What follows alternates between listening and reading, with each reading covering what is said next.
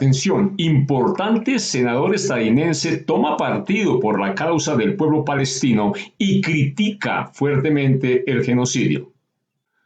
En uno de sus últimos videoclips, el senador independiente estadounidense Bernie Sanders, de un silencio absoluto, ha comenzado a expresarse cada vez más cerca a lo que el mundo reclama: parar el genocidio y el sufrimiento del pueblo palestino a manos del sionismo israelí. Aún tiene sus dudas el senador sobre las acciones de la resistencia del 7 de octubre. Sin embargo, propone que el Senado realice debates sobre el apoyo del gobierno de Joe Biden al régimen sionista. También califica con epítetos muy fuertes la colaboración militar que Washington sigue prestando a BENJAMIN NETANYAHU. Bernie Sanders es hebreo-askenazie y, de acuerdo a Wikipedia, es creyente del judaísmo. Thanks very much for joining me. Today I want to say a few words about something that we are not hearing enough about, and that is the scale of the humanitarian disaster that is currently unfolding in Gaza. And it is a horrible, horrible disaster. The war in Gaza began, as you know, with Hamas's horrific attack against innocent Israelis, which ended up killing over 1,200 innocent people and taking more than 200 hostages, 130 of whom are still in captivity right now under terrible conditions.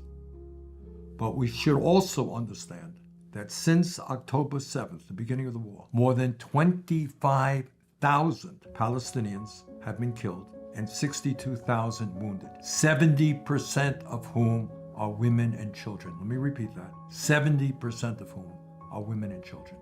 This is an astronomical number of civilian casualties. Unbelievably, almost 2 million people, that is 85% of the population in Gaza, have been thrown out of their homes, just simply evicted from their homes, forced to go elsewhere. 70% of the housing units in Gaza have been either damaged or destroyed. Think about that. 70% of the housing units damaged or destroyed. And on top of all of that, Prime Minister Benjamin Netanyahu and his right-wing extremist government have made it almost impossible for food, water, fuel, and medical supplies to enter Gaza. In fact, only 25% of what the people of Gaza need to survive is currently making it through border checkpoints. Water is scarce, and what little water is available is often contaminated. Desperately needed medical aid is being held back at the border, while many hospitals and medical facilities are now unable, because of bombing, to provide the medical services people need. And here is something else that I hope no one will ignore, and that is that the United Nations reports that more than 90% of the population in Gaza faces, quote, acute food insecurity, end quote. And 570,000 people in Gaza are currently facing, quote, catastrophic hunger, end quote. Virtually every household in Gaza today is skipping meals, and parents are going without food so that they can put pieces of bread on their children's plates. In other words, Gaza is starving.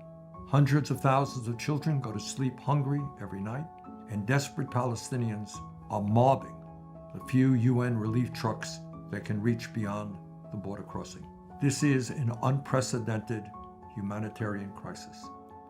I recently spoke with United Nations World Food Programme's chief economist, Arif Hussein, someone who has worked in acute conflict zones for the better part of 2 decades.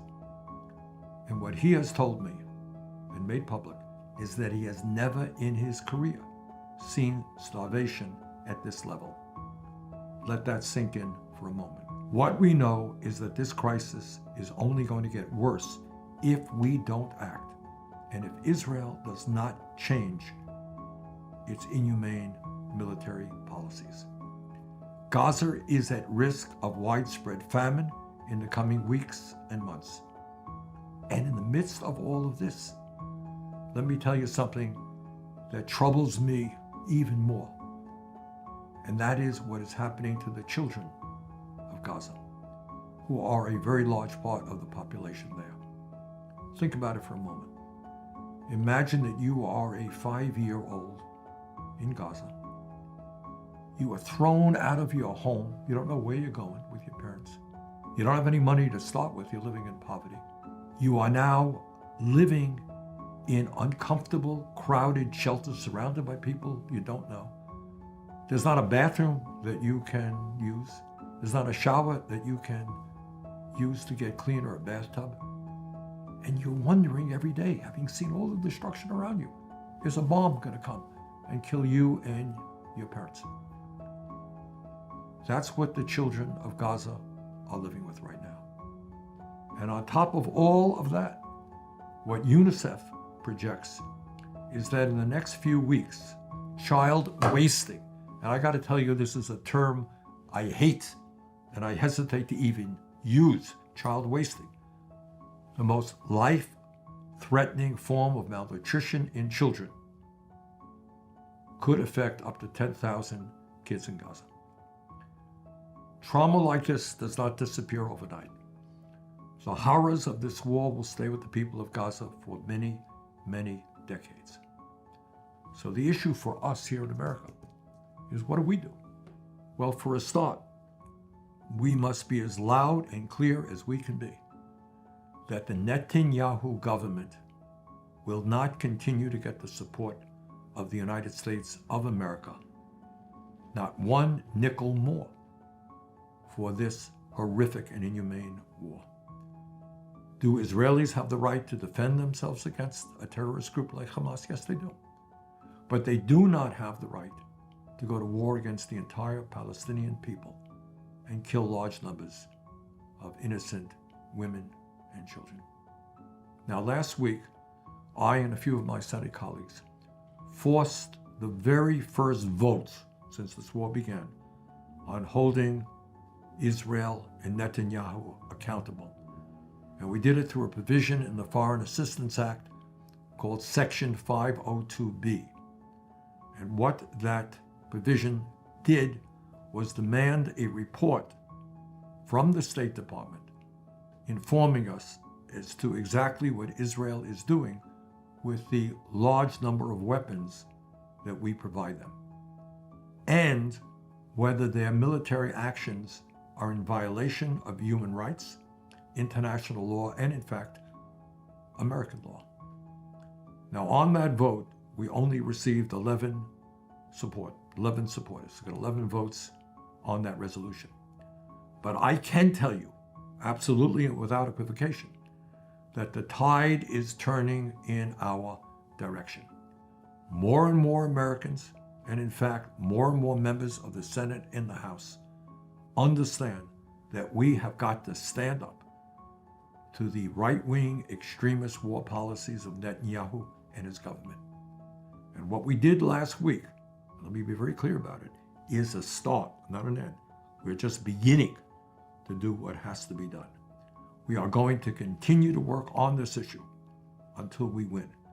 And winning means that we make it clear to Netanyahu that this terrible war has got to end, that there needs to be a two-state solution in the area.